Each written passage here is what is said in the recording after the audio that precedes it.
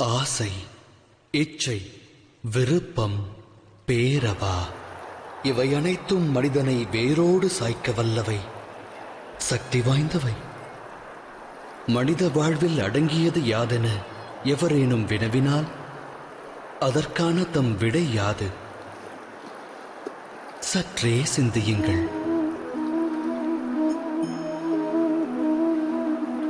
ஆழ்மனதிடம் இவ்வினா எழுப்பினால் அது அக்ஷர லட்சணமாய் கூறும் ஆசை என்று. ஆசை யாரை விடும்? அது அனைவரின் மனதிலும் வேரை விடும், தம்மிலும் ஊற்றெடுக்கும். 8 திக்கையும் வென்றவர் உண்டு, விண்ணையும் மண்ணையும் ஆண்டவர் உண்டு. ஆனால் ஆசை வென்றவர் அண்டத்தில் இல்லை. ஆசையினும் மோகத்தை தேடுவதன் மூலம் அனைவரும் அலைவர் அல்லும் பகலும். எனினும் மோகம் என்னும் அக்கூட்டில்தான் ஞானமும் வாசம் செய்கின்றது. அது எவ்வாறு?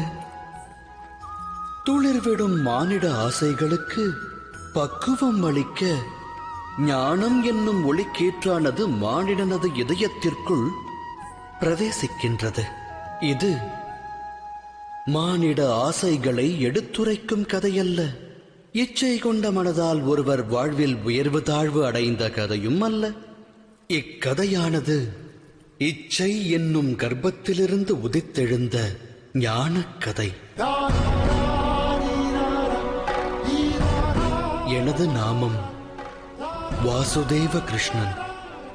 நான் செல்லவிருக்கும் யாத்திரைக்கு தம்மையும் அழைக்கிறேன்.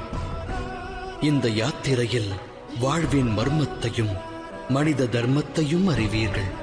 சேற்றுநிலை உதித்தாலும் செந்தாமரையாகும் கர்மம் அறிவீர்கள்.